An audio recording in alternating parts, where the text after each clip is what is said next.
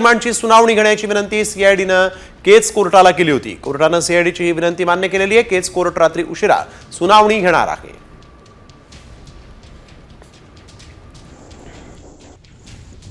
आज सकाळी सुमारे 12:30च्या दरम्यान केज पोलीस स्टेशन बीड जिल्ह्यातलं त्याच्यातलं CR नंबर 638/2024 गुन्ह्यामधला फरार आरोपी वाल्मिक कराड हा स्वतःहून CID मुख्यालय येथे हजर झालेला आहे। त्याला CID पुणे यांनी ताब्यात घेतलेला आहे। जुजबी त्याची थोडीफार चौकशी करून तदनंतर त्याला आम्ही आमच्या टीमसह तपासी अंमलदार जे आहेत आमचे बीड CID पथकाचे अनिल गुजर यांच्या ताब्यात देण्याकरता त्यांना रवाना केलेला आहे। तर वाल्मिक कराडला केजला आता केजच्या न्यायालयामध्ये हजर करण्यात येणार आहे। केज न्यायालयाच्या बाहेर सुरक्षा व्यवस्था जी आहे ती वाढवण्यात आलेली आहे। पुण्यातून CIDचं पथक केजकडे रवाना झालेलं आहे। वाल्मिक कराड CIDच्या ताब्यात आहे आणि आता त्याला केज न्यायालयामध्ये हजर करण्यात येणार आहे। परंतु केज न्यायालयाच्या बाहेर यावेळेस सुरक्षा व्यवस्था वाढवण्यात आलेली आहे। रात्री उशिरापर्यंत न्यायालयाचं कामकाज सुरू ठेवा अशी विनंती CIDनं केज न्यायालयाकडे केली होती आणि ही विनंती मान्य केल्यानंतर आता वाल्मिक कराडला केजला घेऊन केजला आणण्यात येणार आहे आणि त्यानंतर केज न्यायालयाच्या बाहेर सुरक्षा व्यवस्था जी आहे ती वाढवण्यात आल्याचं इथं दिसतंय। केज न्यायालयाच्या बाहेर सुरक्षा व्यवस्था वाढवण्यात आलेली आहे। कराडला केज न्यायालयामध्ये हजर करणार असल्याचं आता समोर आलेलं आहे आणि त्यामुळे वाल्मिक कराड जो आहे त्याला केज न्यायालयात आणण्यात येणार आहे। त्यानंतर आता केज न्यायालयाच्या बाहेरची सुरक्षा व्यवस्था पोलिसांनी वाढवलेली आहे। इथं तगडा पोलीस बंदोबस्त ठेवण्यात आलेला आहे। आज दुपारी वाल्मिक कराडनं CIDच्या पथकासमोर पुण्यात येऊन सरेंडर केलं होतं। यानंतर CIDच्या अधिकाऱ्यांनी त्याची चौकशी केली आणि त्याला आता केजकडे आणण्यात येत आहे। तर CID ऑफिसमध्ये आत्मसमर्पण करण्याआधी वाल्मिक कराडनं स्वतःच एक व्हिडिओ शेअर करत आपण दोषी नाही असा दावा केला होता। या व्हिडिओमध्ये त्यानं नेमकं काय म्हटलंय पाहूया।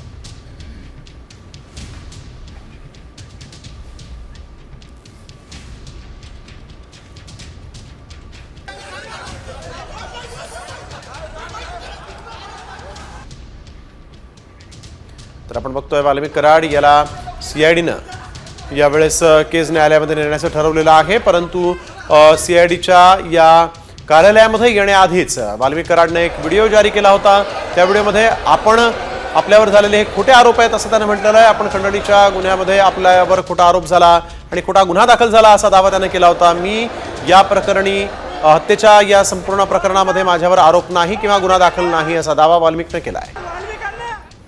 मी वाल्मिक कराड केज पोलीस स्टेशनला खोटी खंडणीची फिर्याद दाखल झालेली आहे। मला अटकपूर्वचा अधिकार असताना मी CID ऑफिस पुणे पाषाण रोड इथे सिलेंडर रोड आहे।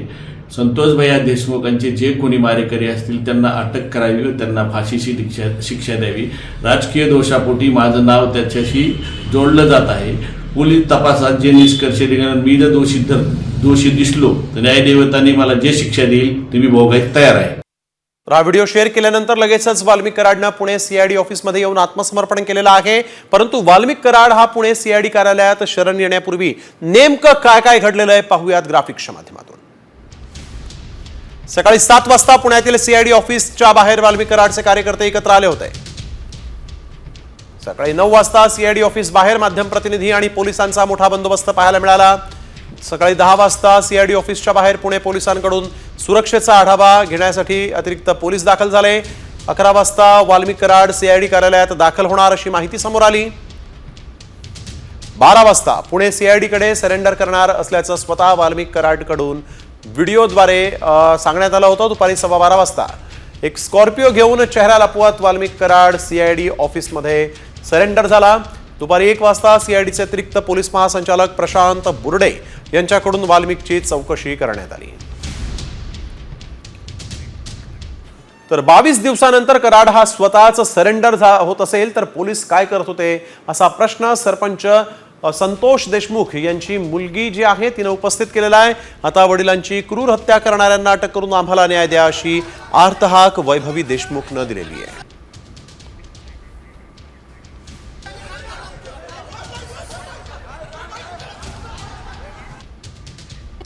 का लागतोय? म्हणजे ते जर गुन्हेगार असतील तर मग ते स्वतः सिलेंडर होत आहेत, मग पोलीस यंत्रणा काय करते इतक्या दिवस? आणि जर आरोपी आहेत त्यांना जर वेळ लागत असेल इतका पकडण्यासाठी, तर आम्ही न्यायाची अपेक्षा कधी करायची? आम्हाला न्याय कधी मिळणार? माझी एकच मागणी आहे की सीडीआर नुसार जे आरोपी, म्हणजे समजा नाव कोणाचे बी असतील किंवा कोणी असेल ज्यांनी माझ्या वडिलांची क्रूर हत्या केली आहे, ते सीडीआर नुसार आज जे 3 आरोपी फरार आहेत त्यांना पण लवकरात लवकर अटक झाली पाहिजे. आणि सीडीआर नुसार जे आणखी आरोपी निघतील त्यांना पण तुम्ही लवकरात लवकर अटक करा आणि पुढील तुमची कारवाई आहे ती चालू करा आणि लवकरात लवकर माझ्या वडिलांना आम्हाला न्याय मिळवून द्या, एवढीच अपेक्षा करतो. सरपंच हत्येप्रकरणी आपण बघतोय सगळ्या दोषींना शोधून त्यांना फासावर लटकवणार असं मुख्यमंत्री फडणवीसांनी ठणकावलेलं आहे. ज्यांचा सहभाग त्यांच्या सर्वांवर कारवाई होणार असंही फडणवीसांनी म्हटलंय. तसंच या प्रकरणी राजकारण करणाऱ्यांना त्यांचं राजकारण लखलाभ असो असंही फडणवीसांनी म्हटलेलं आहे. कुठलाही आरोपी आम्ही त्या ठिकाणी सोडणार नाही, सगळ्यांना शोधून काढू. आज स्वर्गीय संतोष देशमुख यांच्या बंधूंची माझी फोनवर चर्चा झालेली आहे. त्यांनाही मी आश्वस्त केलेलं आहे की तुम्ही काळजी करू नका, काय वाटेल ते झालं तरी सगळे दोषी शोधून आणि जोपर्यंत ते फासावर लटकत नाही तोपर्यंतची सगळी कारवाई पोलीस करतील, हा विश्वास मी त्यांना दिलाय. आणि आता पाहूयात इतरही महत्त्वाच्या बातम्या टॉप 50 मध्ये. नवीन वर्षाच्या स्वागतासाठी पर्यटकांची सर्वाधिक पसंती कोकणाला मिळतेय. त्यामुळे कोकणातील हॉटेल्स आणि बीच सध्या पर्यटकांनी भरून गेलेली आहेत. तसंच समुद्राखालचं सौंदर्य पाहण्यासाठी पर्यटक स्कुबा डायव्हिंगचाही आनंद लुटताना इथं दिसत आहेत.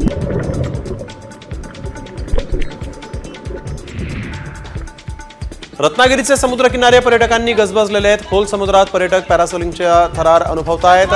पॅरासेलिंगद्वारे 300 फूट उंचीवर जात समुद्राचं विहंगम दृश्य निहाळता येत आहे. मात्र त्याच वेळेस पर्यटकांच्या सुरक्षिततेचीही काळजी घेतली जाते. सिंधुदुर्ग जिल्ह्यात यावर्षी मोठ्या प्रमाणात पर्यटक दाखल झालेले आहेत. मालवण, देवगड आणि वेंगुर्ल्यातील समुद्रकिनाऱ्यावर पर्यटनाचा मनमुराद आनंद पर्यटक लुटतायत. समुद्री साहसी खेळांचा देखील पर्यटक आनंद लुटताना पाहायला मिळत आहे.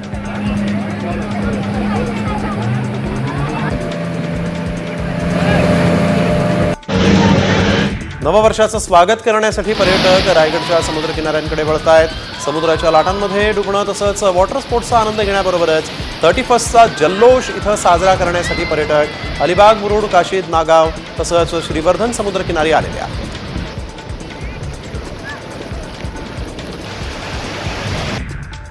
नवीन वर्षाच्या स्वागतासाठी अहिल्यानगर जिल्ह्यातील भंडारदरा धरण जे आहे त्या धरणाचा परिसर सज्ज झालेला आहे. इथं टेंट सिटीसह बोटिंगची व्यवस्था करण्यात आली आहे.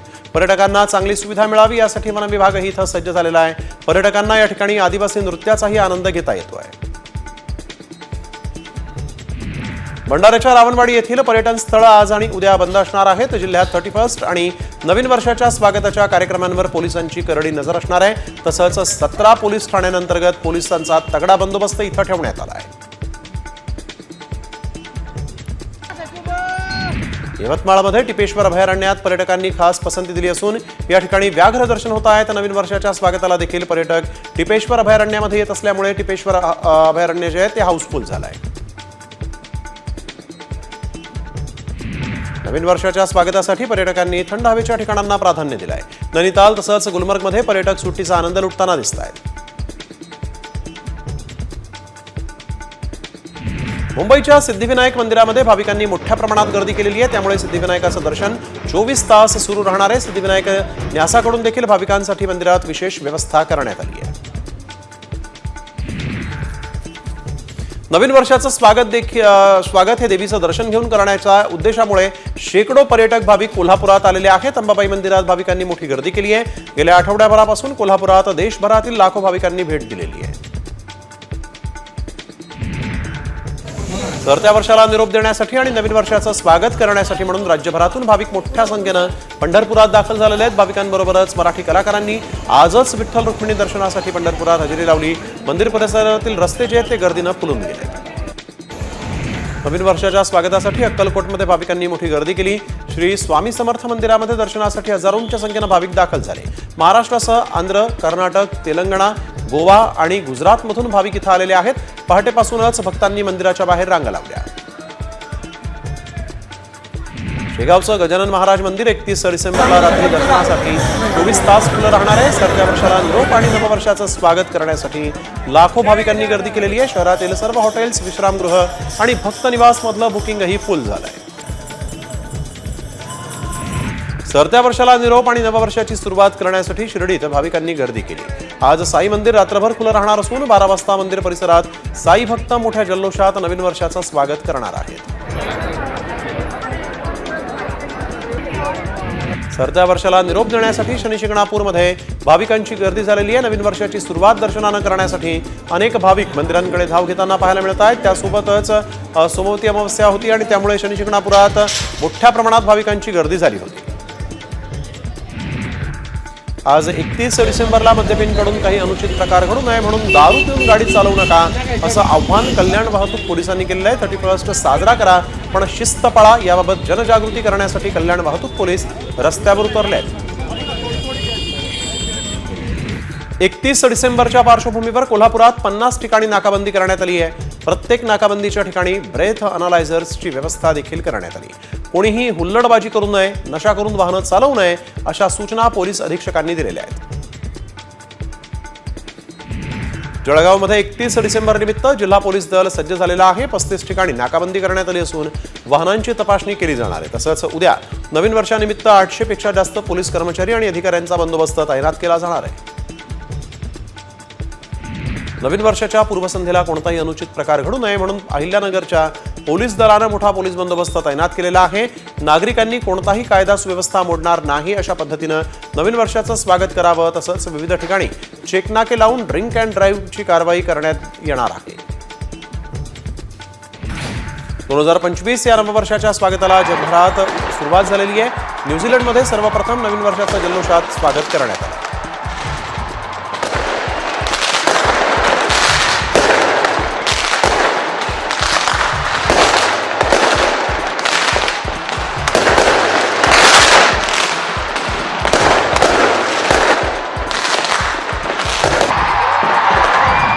पुण्यामध्ये कोरेगाव भीमा येथील विजयस्तंभावर 207वा शौर्य दिन साजरा झाला. प्रशासनाची पूर्ण तयारी झाली असून विजयस्तंभावर आकर्षक फुलांची सजावट करण्यात आली.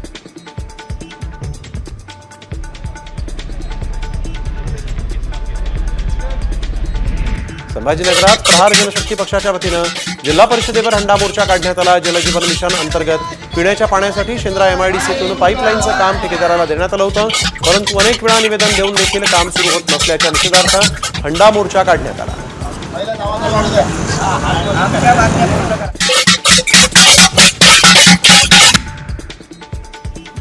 नाशिकच्या मालेगावात रोहिंग्यांच्या विरोधात मोर्चा काढण्यात आलेला आहे. सामाजिक संघटनांकडून मालेगाव रोहिंग्या बांगलादेशी मुक्त झालाच पाहिजे अशा घोषणा देण्यात आल्या आणि यावेळेस मालेगावात पोलीस आयुक्तालय पाहिजे ही जुनी मागणी जोर धरू लागलेली आहे. याबाबत अपर जिल्हाधिकारी कार्यालयावर मोर्चा काढत निवेदन देण्यात आलं.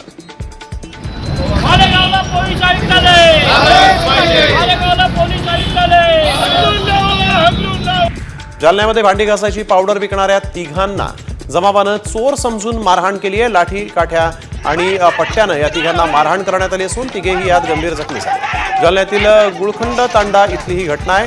दरम्यान 45 जणांच्या विरोधात गुन्हा दाखल करण्यात आलेला आहे.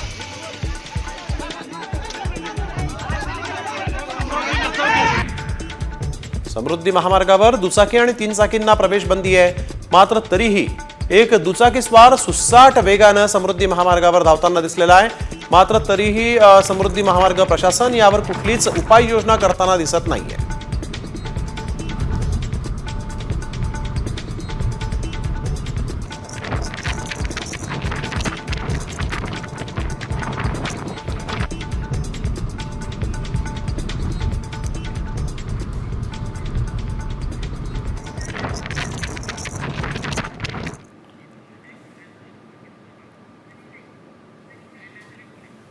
तर ही 2 दृश्य आपण बघतोय यावेळेस महाराष्ट्रातल्या मुंबई आणि पुणे या महत्वाच्या शहरांमधली मावळत्या सूर्याला निरोप देतानाची ही दृश्य आपण बघतोय. पुण्यात देखील 2024चा हा मावळता सूर्य.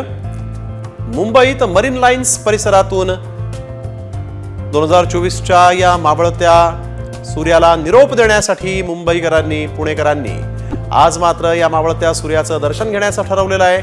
आज 31 आहे, 31 डिसेंबरचा हा सूर्यास्त अतिशय महत्वाचा, कारण उद्या जो सूर्योदय होईल तो प्रत्येकाच्या आयुष्यात एक नवी पहाट घेऊन येणार आहे, एक नवं वर्ष घेऊन येणार आहे.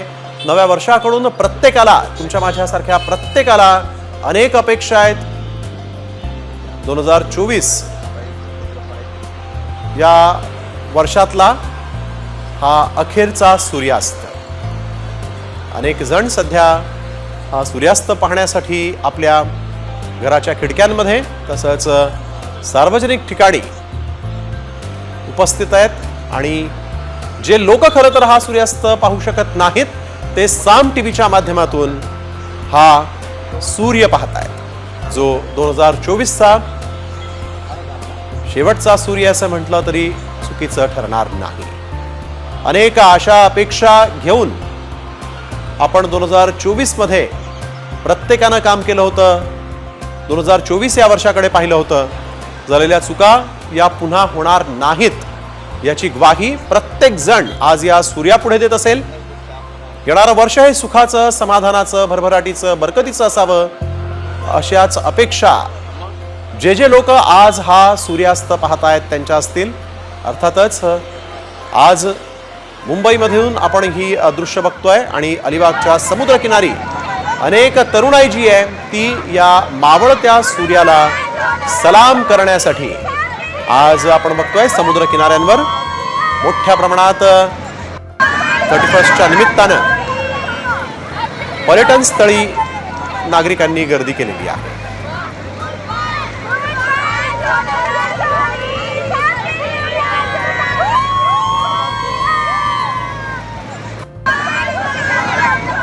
आणि आता पाहूयात शेतीविषयक बातम्या ॲग्रोवनमध्ये. अवकाळी पावसानंतर आता वातावरणात धुकं दिसू लागलेली आहे. त्या वातावरणामुळे गव्हाच्या पिकावर अळीचा प्रादुर्भाव वाढताना दिसतोय आणि यामुळे गहू उत्पादक शेतकरी संकटात सापडलेले आहेत. शेतकऱ्यांना आपल्या पिकांना वाचवण्यासाठी महागड्या औषधांची फवारणी करावी लागते.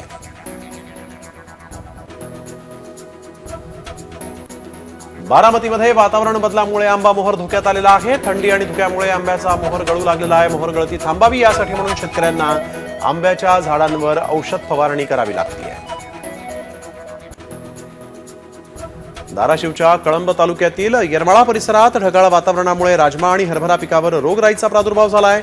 यामुळे शेतकऱ्यांना महागड्या औषधांच्या फवारणीचा आर्थिक भुर्दंड सहन करावा लागतोय. नांदेड जिल्ह्यातील अर्धापूर तालुक्यातील पांगरी गावात टोमॅटो पिकावर शेतकऱ्यांनी रोटावेटर फिरवलेला आहे. टोमॅटोवर पांढरे डाग पडत असल्यामुळे बाजारात 2 रुपये प्रति किलो भाव मिळतोय आणि त्यामुळे गावातील शेतकऱ्यांचे 1.5 ते 2 कोटी रुपयांचं नुकसान झालेलं आहे. पंचनामे करून नुकसान भरपाई द्यावी अशी मागणी शेतकऱ्यांनी केली आहे. अकोल्याच्या कृषी बाजारामध्ये नव्या तुरीच्या दरात मोठी घसरण झाली आहे. 465 रुपयांनी प्रति क्विंटल मागे दर घसरलेले आहेत. आज बाजारात नव्या तुरीला 8,140 रुपयांपर्यंत कमाल भाव मिळाला. चालू हंगामामध्ये कांदा उत्पादन खर्चात वाढ झालेली आहे. खतांच्या किमतीत वाढ झाल्यामुळे शेतकऱ्यांचं आर्थिक समीकरण कोलमडलं आहे. तसंच शेतकऱ्यांना मजूर टंचाईचा सामना देखील करावा लागतोय.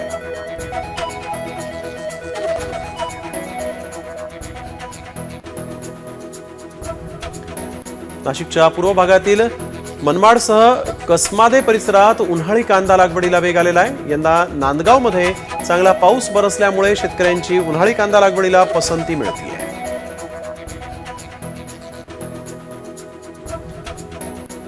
महाबळेश्वरपेक्षाही गोड स्ट्रॉबेरीचं आता उत्पादन विदर्भात शक्य झालंय. डॉक्टर पंजाबराव देशमुख विद्यापीठानं स्ट्रॉबेरीच्या 5 जातींवर संशोधन केलं. विदर्भातील थंडी आणि प्रखर सूर्यकिरणांमुळे महाबळेश्वरपेक्षाही गोड स्ट्रॉबेरी उत्पादन आता विदर्भात घेता येऊ शकतं हे सिद्ध झालंय. नाफेडची वेबसाईट स्लो असल्यामुळे वर्ध्यातील अनेक शेतकऱ्यांची सोयाबीन नोंदणी रखडलेली आहे. सोयाबीन विक्रीसाठी नोंदणीचा आज नाफेडचा शेवटचा दिवस होता. मात्र अनेक शेतकऱ्यांची अद्यापही नोंदणी झालेली नाही. नोंदणी न झाल्यामुळे शेतकऱ्यांना कमी भावात सोयाबीन विकावं लागणार आहे. दोडामार्ग विजयघर मुख्य राज्यमार्गावर घाटिवडे इथं सोमवारी टस्कर हत्ती रस्त्यावर आला आणि यामुळे वाहतूक तब्बल अर्धा तास ठप्प झाली होती. यावेळी उपस्थित स्थानिक नागरिकांनी रस्त्यावर आलेल्या टस्कर हत्तीला जंगलाच्या दिशेनं पिटाळून लावलं आणि त्यानंतर वाहतूक पूर्ववत झाली. पुण्यात एका जंगली तरसानं थेट लोकवस्तीत शिरत माणसांवर हल्ला केलेला आहे. मंचरजवळच्या शेवाळवाडीत हा खळबळजनक प्रकार घडला. तरसाच्या हल्ल्यामध्ये 3 जण जखमी झालेत. त्यातील जखमी झालेल्या तरुणानं धाडस दाखवत तरसाला घरात कोंडून ठेवत स्वतः पळ काढला.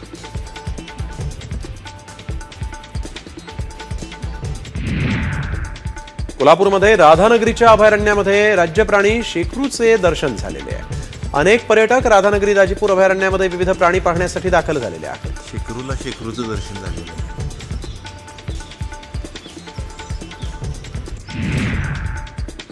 ठाण्यातील पाचपाखडी या ठिकाणी एका सीएनजी रिक्षाला आग लागली. सदरच्या घटनेत कुठलीही जीवितहानी झालेली नाही. अग्निशमन दलाच्या वतीनं आग आटोक्यात आणण्यात यश आलं.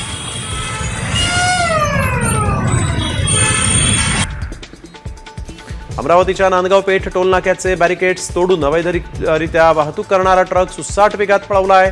पोलिसांनी अडवण्याचा प्रयत्न केला असता चालकानं डिवायडर तोडून युटर्न घेतला. अखेर चालकानं ट्रकमधून उडी मारून पोबारा केलेला आहे. पुढील तपास नांदगाव पेठ पोलीस करतायत.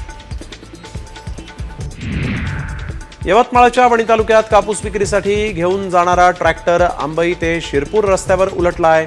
यात शेतकऱ्याचं मोठं नुकसान झालं. या रस्त्यावर मोठ्या प्रमाणात कोळशाची वाहतूक होत असल्यामुळे संपूर्ण रस्त्यावर खड्ड्यांचं साम्राज्य पसरलेलं आहे. त्याचा त्रास इतर वाहनांना देखील सहन करावा लागतोय. सोलापूर करमाळा कर्जत रस्त्यावर रायगाव इथं एसटी बसचा अपघात झाला. अपघातात 6 प्रवासी गंभीर जखमी झाले आहेत तर इतर प्रवासी किरकोळ जखमी आहेत.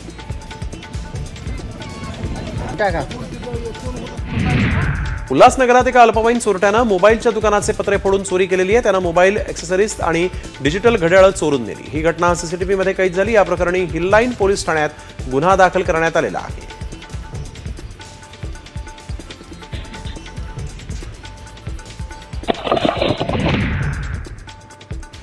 पनवेलमध्ये कस्टम विभागाच्या गोडाऊनवर दरोडा टाकण्यात आलाय. पोलिसांनी एकाला अटक करत संपूर्ण 50 टन सुपारी आणि मिरी रिकव्हरी केलेली आहे. तर याच गोडाऊनमध्ये तिसऱ्यांदा चोरीची घटना घडल्यामुळे कस्टमच्या अधिकाऱ्यांच्या कामगिरीवरही प्रश्नचिन्ह उपस्थित होत आहे. भंडाऱ्यामध्ये तुमसरमध्ये रेती तस्करांचा सर्वसामान्य नागरिकांसह शेतकऱ्यांना मोठा फटका बसला आहे. स्थानिक गुन्हे शाखेच्या पोलिसांनी रेतीची वाहतूक करणाऱ्या 7 ट्रॅक्टर्सवर कारवाई केली आहे. 35,16,000चा मुद्देमाल इथं जप्त करण्यात आलेला आहे.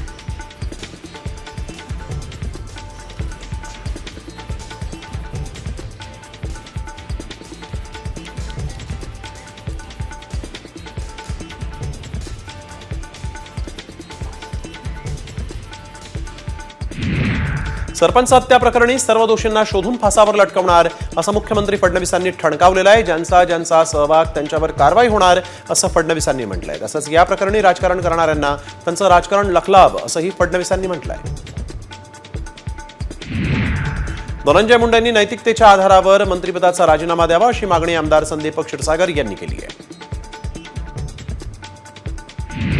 सीआयडी समोर सरेंडर केलेल्या वाल्मिक कराडवरून जितेंद्र आव्हाडांनी धनंजय मुंडेंवर निशाणा साधला. वाल्मिक कराडचा बाप कॅबिनेटमध्ये बसलेला आहे असं म्हणत नाव न घेता धनंजय मुंडेंवर आव्हाडांनी आरोप केले. तसंच वाल्मिक कराडवर 302चा गुन्हा दाखल होणार नसल्याचा दावा आव्हाडांनी केला. सरपंच हत्या प्रकरणी सर्व आरोपींना अटक होईपर्यंत बीड जिल्हाधिकारी कार्यालयात ठिय्या मांडणार असल्याचं अंजली दमानी यांनी म्हटलं होतं. मात्र दमानी अचानक परळी दौरा सोडून अंबाजोगाई केज मार्गे मुंबईकडे रवाना झाले आहेत. त्यामुळे दमानिया यांनी आंदोलन अर्धवट सोडलं का अशी चर्चा सुरू झाली आहे. बीड सरपंच हत्ये प्रकरणातील आरोपींना अटक करून फाशीची शिक्षा द्या अशी मागणी सिंधुदुर्गच्या सकल मराठा समाजानं केलेली आहे. सावंतवाडी प्रांताधिकाऱ्यांना तसं निवेदनही देण्यात आलेलं आहे. मराठा समाजाच्या भावना शासन दरबारी पोहोचवाव्यात अशी मागणी यावेळेस करण्यात आली.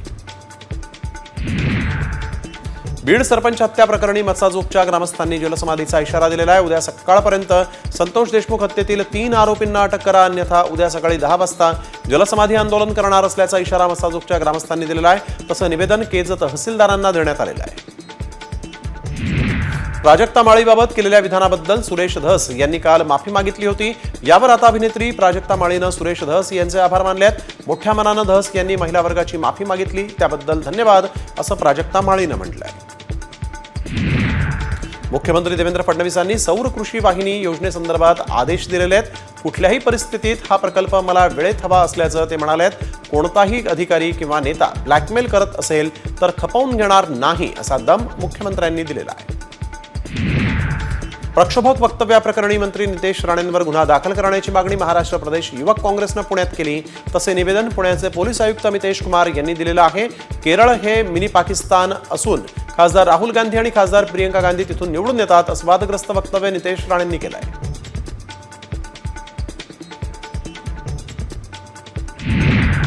पक्षानं दिलेली जबाबदारी समर्थपणे पार पाडण्याचं आश्वासन ग्रामविकास मंत्री जयकुमार गोरेंनी दिलेलं आहे. घरकुल बांधणीबाबत क्रांतिकारी निर्णय झाल्याचं देखील गोरेंनी म्हटलंय. पुढच्या 100 दिवसात 20 लाख घरांना मान्यता आणि काही घरं बांधण्याचं उद्दिष्ट असल्याची माहिती देखील गोरेंनी दिली आहे. दिल्लीचे माजी मुख्यमंत्री अरविंद केजरीवाल यांच्या निर्णयावर भाजपनं सडकून टीका केली. दिल्ली भाजपकडून चुनावी हिंदू म्हणत केजरीवालांना डिवचणारी एक पोस्ट करण्यात आली होती. राम मंदिराबाबत जे नाखुश होते तेच आज निवडणुकीसाठी हिंदू झाले असं म्हणत केजरीवालांना डिवचण्यात आलेलं आहे.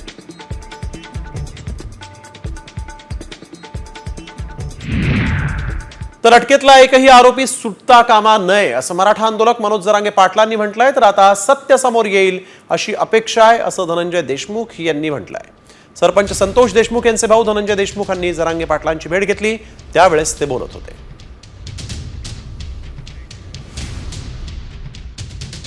या कुटुंबाची तुम्हाला काही काळजीच नाही का?